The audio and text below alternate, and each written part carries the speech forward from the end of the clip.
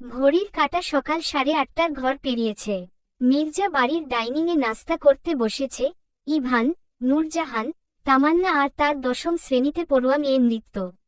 শিরিন খাবার সার্ভ করছে। তনুজা একপাশে গুটিসুটি হয়ে দাঁড়িয়ে তাকে হেল্প করছে। নূরজাহান খাবার খাচ্ছেন আর মাঝে মধ্যে কথা বলছেন। এদিকে ইভানের মাঝে কোন ভাবান্তর নেই।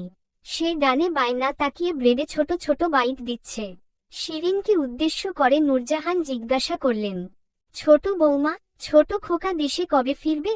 আজ অনেক দিনই তো হলো অফিসের কাজে বাইরে গিয়েছে। তার ফেরার সময় হয়নি এখনো? কাজ শেষ হয়নি? দিব্যর বাবা রাতে ফোনে বলল, সামনের সপ্তাহেই চলে আসবে।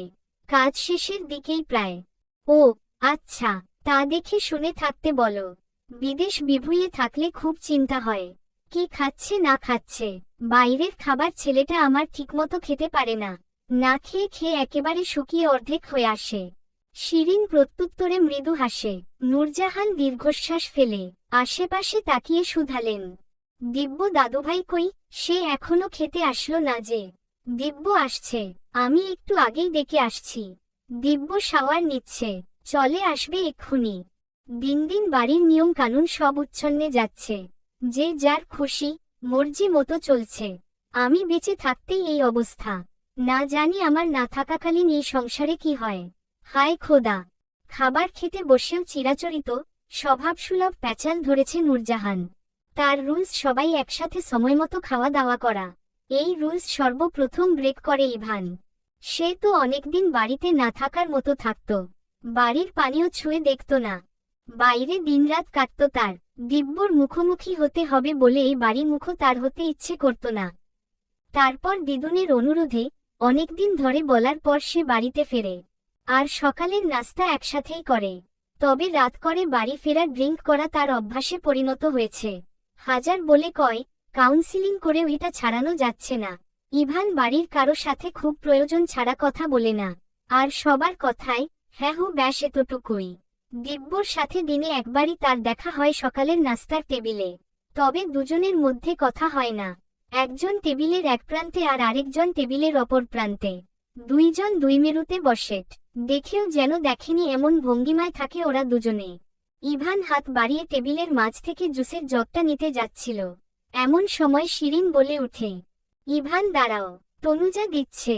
এই তনুজা, ইভানকে জুস দাও। তনুজা কিছুপল চুপ করে দাঁড়িয়ে থেকে ছোট করে দীর্ঘশ্বাস ফেলে। অতঃপর টেবিলের মাঝখান থেকে ফলের জুসের জগটা হাতে নিয়ে ইভানের পাশে এগিয়ে যায়। গ্লাসে ঢালতে থাকে তনুজা।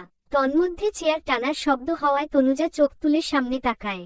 সুঠাম দেহে আটসাট কফি কালারের টি শার্ট আর নীল জিন্স পরনে, চুলগুলো ভেজা। মুখটা গম্ভীর, তবে বরাবরের মতোই খুব হ্যান্ডসাম লাগছে দিব্যকে। তনুজাকে ইভানের পাশে দেখে ক্রোধে ভেতরে ভেতরে ফেটে পড়ে দিব্য। সব রাগ যেন নিরীহ চেয়ারটার উপর মেটায় সে। শব্দ করে চেয়ার টেনে বসে। তনুজার শান্ত চোখ দুটো দিব্যর মুখাবয়বে আটকায়। ফর্সা মুখটা কেমন ফ্যাকাশে ম্লান হয়ে আছে। তনুজার মায়া হলো দিব্যর জন্য। তার বুকটা হু হু করে উঠে বেদনায়। এর মধ্যে আকাশ বাতাস কাঁপিয়ে জলদগম্ভীর স্বরকানে পৌঁছাতেই কেঁপে উঠে তনুজার পিলব শরীর। স্টুপিড কোথাকার, কোথায় তাকিয়ে আছো? হ্যাঁ, চোখে দেখ না নাকি?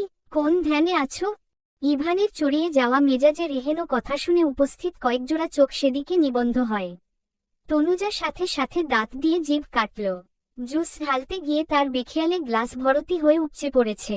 আর উপচে পড়া জুস টেবিল ভেসে ইভানের গায়ের উপর পড়েছে। তনুজার বুকটা ধরফরিয়ে উঠে ইভানের ধমক শুনে। তনুজার গলা শুকিয়ে কাঠ হয়ে আসছে।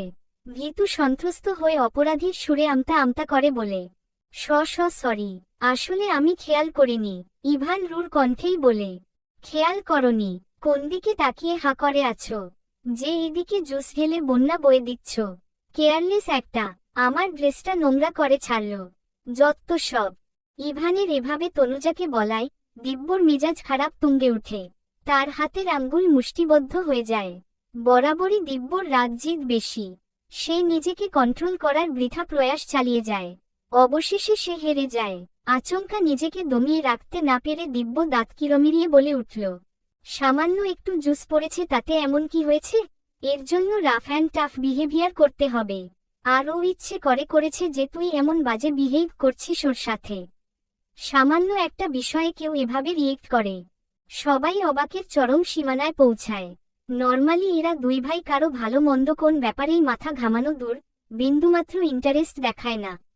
আর আজ দিব্য ইভানকে উদ্দেশ্য করে বলছে। শিরিন ভয়ে ভয়ে আছে, তনুজার চোখ ছলছল করছে। ইভানের কপালে ভাঁজ পড়ে। আজ 1.5 বছর কথা হয় না তাদের দুজনের, আজ হঠাৎ এমন কি হলো? দিব্য এভাবে বলতে গেল। ইভানের কাছে বিষয়টা ভালো ঠেকল না। তনুজার প্রতি দিব্যর এই টান, এই সহানুভূতিশীল কথা ইভানের সহ্য হল না। নিজের ইগো ধরে রাখতে গলার স্বর চড়িয়ে সে বলল, আমি কার সাথে কিভাবে কথা বলবো তোর থেকে শুনতে হবে নাকি? ফার্দার কখনো আমার কোন ব্যাপারে ইন্টারফেয়ার করবি না, মাইন্ড ইট। দিব্য দ্বিগুণ রাগ নিয়ে উঁচু স্বরে বলে, তোর ব্যাপারে ইন্টারফেয়ার করার জিরো ইন্টারেস্ট আমার। থেমে তাচ্ছিল্য হাসে দিব্য, বড় করে শ্বাস টেনে নিয়ে রাগী দৃষ্টিতে তাকিয়েই বলে, মেয়েটার সাথে কোন কারণ ছাড়াই হুদাই রাফ ব্যবহার করলি? এভাবে চামারের মতো কথার ধরন আর আচরণ চোখের সামনে দেখে কিছু না বলে চুপ করে দর্শক হয়ে থাকতে পারলাম না, তাই বলা আর কি। এছাড়া তোর সাথে কথা বলার কোনোই ইচ্ছে আমার নেই। হাহ। দিব্যর এই তাচ্ছিল্য করে বলা শুনে রাগে ইভানের মুখ কালো হয়ে যায়। সে কণ্ঠে তেজ নিয়েই বলল, আমি আমার বউয়ের সাথে যেভাবে ইচ্ছা সেভাবে কথা বলবো, তাতে তোর কোন সমস্যা আছে? দিব্য চোখ বন্ধ করে নেয়। কপালের নীল রগগুলো ফুলে উঠেছে তার। ইচ্ছে করছে এই টেবিলটা উল্টে ফেলে দিতে, খাবার সহ সবকিছু ছুঁড়ে মারতে, তাতে যদি একটু হলেও রাগটা কমতো। নূরজাহান অগ্নিচক্ষু নিয়ে তনুজার দিকে তাকিয়ে আছে। তামান্না তামাশা দেখছে, নৃত্য সরু চোখে ভাইয়াদের দিকে ভীতু ফেস করে তাকিয়ে। দিব্য কিছু বলবে সেই সময় শিরিন বড় বড় শ্বাস ফেলে বলেন, ইভান দিব্য অনেক হয়েছে, ব্যাস আর নয়। একটা সামান্য বিষয় নিয়ে তোমরা দুই ভাই এমন করলে হয়? এটা লোকে শুনলে কি বলবে? বলো তো আমায়। দুই ভাই আজ 1.5 বছর কথা বলো না, এটা নিয়ে সোসাইটিতে আড়ালে কথা হয়, সেসব না হয় বাদ দিলাম। এখন যদি তোমরা এভাবে ঝগড়া করো, এসব লোকে শুনলে তো তাদের হাসি ঠাট্টা বাড়বে, বই কমবে না। লোকসমাজে বের হতেই লজ্জা করবে। দিব্য ফুঁসতে ফুঁসতে বলে, আর দিদুন তোমাকে বলি, কি হলো না হলো আর অমনি একটা মেয়েকে ধরে বিয়ে দিয়ে দিলে? জাস্টিফাই করলে না আসলে দোষীকে? মেয়েটা দোষ করেছে কিনা সেসব না জেনেই জোর করে বিয়ে দিয়ে দিলে? হাহ। তাও যদি একজন সুস্থ মানুষ হতো, যে নিয়মিত ড্রিঙ্ক করে, সে কখনোই সুস্থ মস্তিষ্কের লোক হয় না। এই বিয়ে দিয়ে তোমরা তনুজার ক্ষতিই করেছ। এর ফলাফল দেখতে পেলে তো? পেল তো আজ। আজ সামান্য একটা বিষয় নিয়ে ও তনুজার সাথে কি বাজে আচরণ করল। 2 দিন পর তনুজার গায়ে হাত তুলবে না, এর গ্যারান্টি দিতে পারবা? পারবা? বলো, বলো আমায়। ইভান কাচের গ্লাসটা চেপে ধরেছে, শক্ত করে চেপে ধরে দাঁত কটমট করে বলল, দিদুন ওকে বলে দাও, ও কিন্তু ওর লিমিট ক্রস করছে। তনুজার বড্ড অসহায় ঠেকেছে, তার জন্যই আজ এরকম হচ্ছে। তনুজার বুক ফেটে কান্না পাচ্ছে, তনুজার আখিজোড়ায় জল টলমল করছে, থরথর করে কাঁপছে তনুজা। নূরজাহান মুখ কালো করে গম্ভীর গলায় বললেন, দিব্য দাদুভাই থামো তুমি, আমি অনেকক্ষণ ধরে তোমাদের অহেতুক ঝগড়া দেখে বিরক্ত হচ্ছি, দয়া করে থামো তোমরা। ইভান কিন্তু খারাপ কিছু বলেনি। বউ ভুল করলে স্বামী শাসন করতেই পারে, স্বামী তার স্ত্রীকে ধমক দিবে, এটা এমন কি? ভুল হলে গায়ে হাতও তুলতে পারে। আমাদের সময় কত কি সহ্য করেছি। দিব্য ফোঁস করে নিঃশ্বাস ফেলে বলে, দিদুন তোমাদের সময় আর এখনকার সময় টোটালি আলাদা। আর আমি মোটেই অহেতুক ঝগড়া করছি না, এখানে দোষটা তোমার বড় নাতির। তার বিহেভিয়ার দেখে আমি বলতে বাধ্য হয়েছি। হাহ। সে বউ বলল, শুনে আমার খুব হাসি পাচ্ছে। বউয়ের সাথে কেউ বুঝি এরকম আচরণ করে?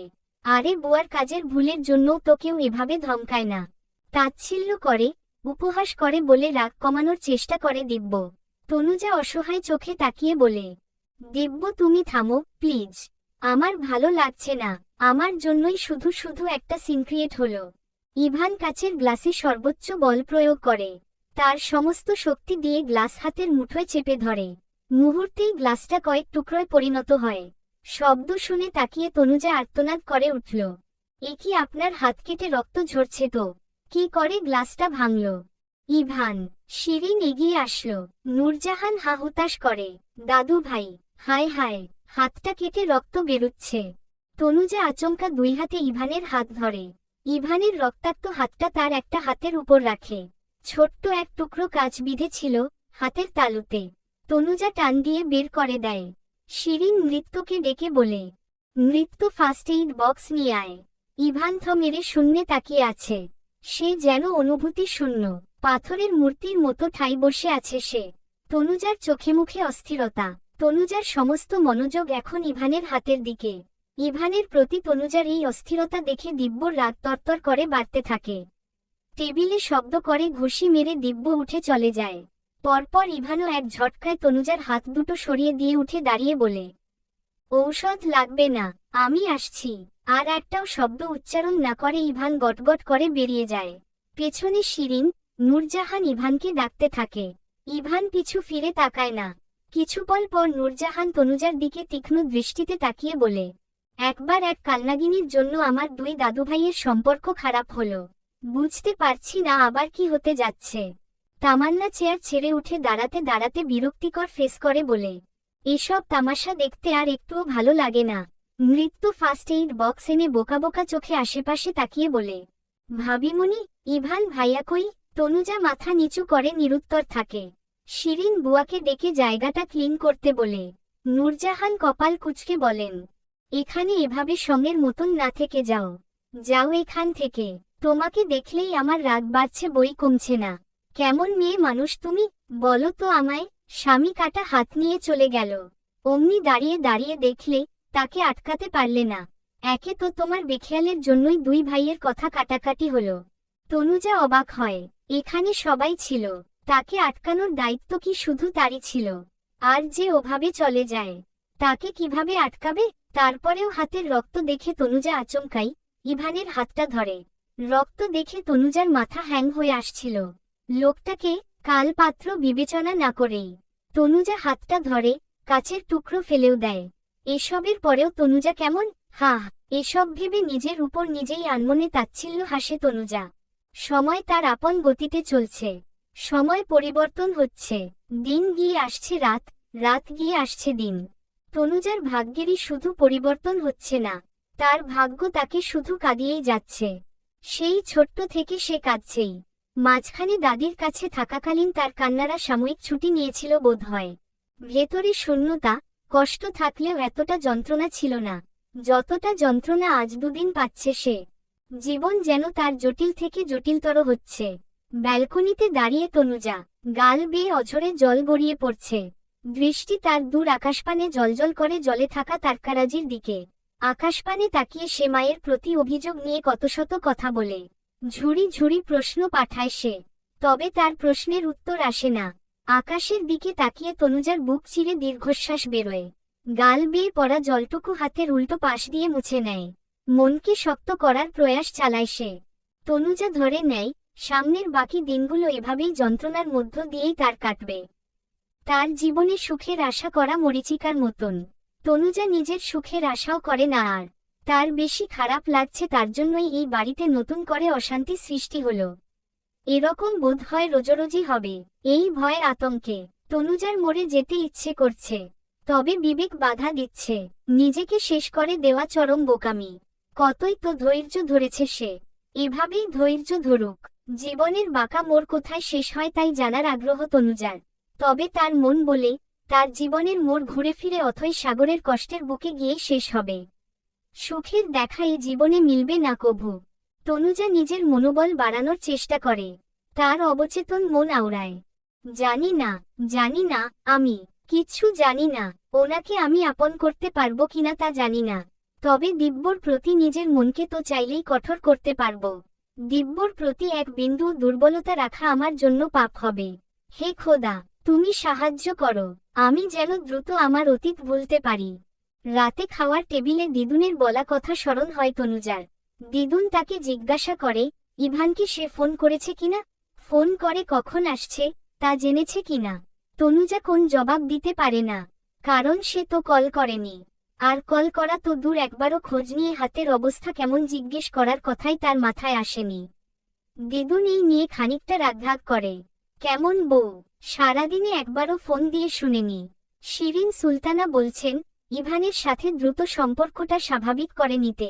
আর ওদিকে দিদুন তো আছেনই। উফ। তনুজা হতাশার নিঃশ্বাস ফেলে। তনুজার জন্য গ্রো আপ করা এতটা সহজ নয়।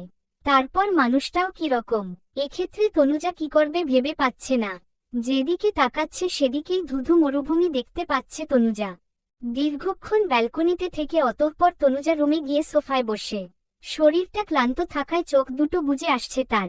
সোফায় গা এলিয়ে দিতেই ঘুমিয়ে পড়ে সে। রাত 11:30 বাজে। পুরো বাড়িতে নীরবতা বিরাজমান। ইভানের কাছে চাবি থাকে, নিজেই দরজা খুলে ভেতরে আসে সে। প্রতিদিনের তুলনায় আজকে একটু আগেই ফিরেছে সে। আজকে মাত্র এক প্যাক হুইস্কি খেয়েছে সে। অফিসে আজকে সারাটা দিন তার কেমন কেমন যেন অস্থির ঠেকেছিল। আবার প্রতিদিন যেখানে বাড়ি ফিরতে ইচ্ছে করে না, আজ কেন জানি সন্ধ্যা থেকেই বারবার বাড়িতে ফেরার কথা মনে হচ্ছিল। ইভান ভেজানো দরজা এক হাতে ঠেলে রুমে প্রবেশ করে। পরপর দরজা লক করে দেয়। দুপা এগোতেই দৃষ্টি যায় সোফায় ঘুমিয়ে থাকা তনুজার দিকে। ইভান পূর্ণ দৃষ্টিতে তাকায়। তনুজার মায়াভরা মুখটা একদম নিষ্পাপ লাগছে। শ্যামবর্ণ মুখটার চোখের কোণায় জল শুকিয়ে দাগ হয়ে আছে। মেয়েটা অনেক কেঁদেছে, এই দাগ তার সাক্ষী। হঠাৎ ইভানের খারাপ লাগল। ইভান এক হাতে নিজের মুখ চেপে ধরে। জানে না সকালে হঠাৎ তার কি হয়েছিল। এখন মনে হচ্ছে সে একটু বেশিই খারাপ আচরণ করে ফেলেছে। এটা ঠিক হয়নি। একটা অসহায় মেয়ের সাথে রূঢ় আচরণ করা তার মোটেই উচিত হয়নি। সকালে ইভান যখন লক্ষ্য করে গ্লাস ভরে জুস পড়ে যাচ্ছে, সেই সময় তনুজাকে বলতে যাচ্ছিল, এমন সময় ইভানের খেয়ালে আসে তনুজা দিব্যর দিকে তাকিয়ে আছে। কেন জানি এটা দেখে ইভানের মাথা বিগড়ে যায়। তৃষার কথা মনে হয় তনুজাও বোধ হয় সুদর্শন দিব্যাতে আকর্ষিত হচ্ছে।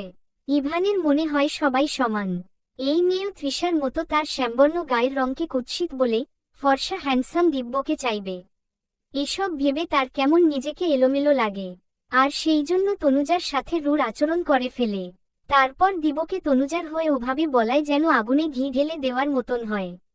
ইভানের রাগ আগুনের মতন দাউদাউ করে বাড়তে থাকে। ইভান ওয়াশরুমে গিয়ে ফ্রেশ হয়ে নেয়।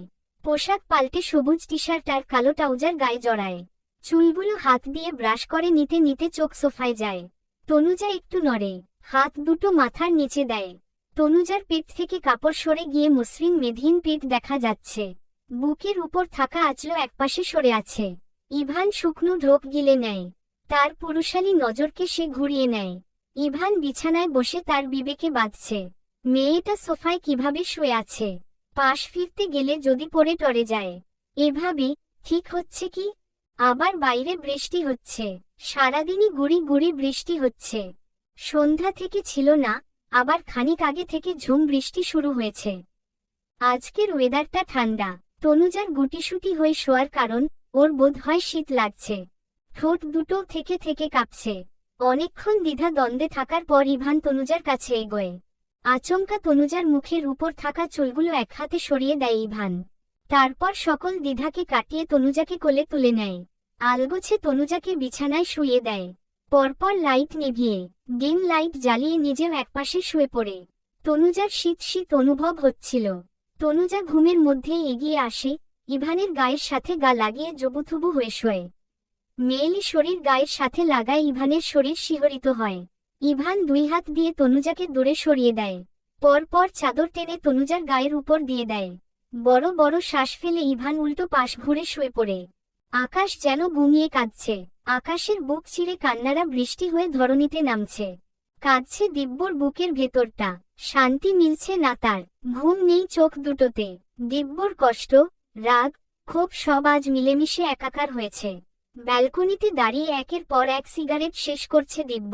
বেনসন সিগারেটের প্যাকেটটা আর কিছুক্ষণ গেলেই খালি হলো বলে মুখটা উঁচুতে তুলে ধোয়া ছেড়ে খানিকক্ষণ আকাশের দিকে নিষ্প্রভ চাহনিতে চেয়ে রয়। এর মধ্যে মোবাইলে রিং হয়। পকেট হাতড়ে ফোন বের করে আননোন নম্বর দেখে কপাল কুঁচকে আসে দিব্যর। খানিক সময় নিয়ে রিসিভ করে সে। হ্যালো, কে? ওপাশ থেকে কোন শব্দ আসে না। দিব্য আবার বলে, হ্যালো, কে? শুনতে পাচ্ছেন? হ্যালো, তবুও কোন সারা শব্দ পাওয়া যায় না। দিব্যর এবার রাগ হয়। দিব্য বকে কিছু বলবে, তার আগেই মেলি ভয়েস আসে। দিব্যর কুচকানো ভ্রু আরো কুঞ্চিত হয়। তার সুডৌল সুন্দর কপালের ভাঁজ প্রগাঢ় হয়। কণ্ঠটা কার মস্তিষ্ক জানান দিতেই মাথায় রক্ত উঠে দিব্যর। চলবে।